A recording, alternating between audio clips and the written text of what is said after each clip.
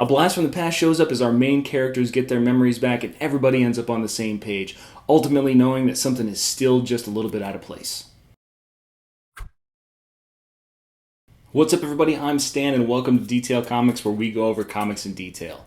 What I'm going to do is I'm going to touch on a brand new issue, and that is going to be Titans Rebirth number 1. So Titans Rebirth number 1, written by Dan Abnett and art by Brett Booth, is really a continuation of the story that's been going on from DC Universe Rebirth number 1, The Flash Rebirth number 1, and now Titans Rebirth number 1. And ultimately it shows that Wally West is going to be playing a key part in the ongoing DC Rebirth scenario.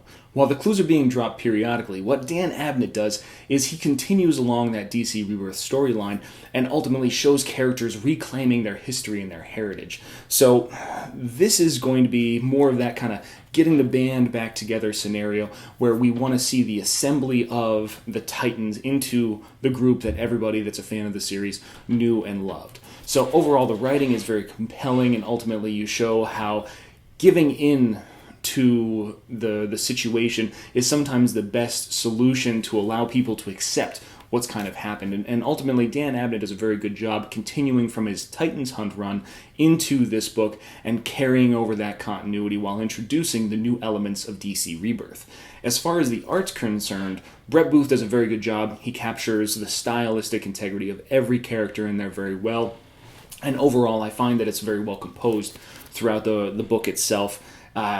Wally gets himself a new costume, and it's overall it's very great. It's not distracting. It's not any kind of contradictory nature. It's just a very well put together book. And ultimately, if you want to follow along with the DC Rebirth storyline, this is where you've got to go.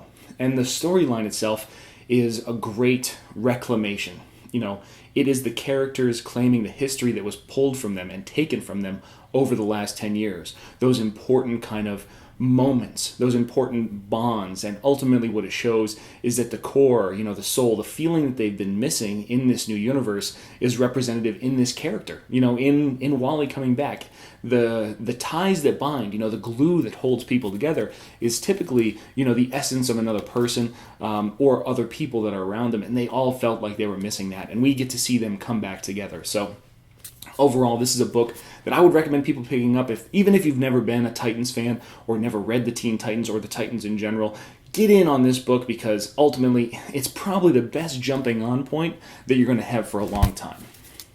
So those are my thoughts on Titans Rebirth number 1, but I want to hear what you think. So write me down in the comments, we'll start that discussion and chat about what's going on in the books and where we think those things are going. As always, if you like what you see, hit the like button down below, and don't forget to subscribe to get more reviews and news on comic books, comic book movies, comic book TV shows, and anything and everything inside the world of comics.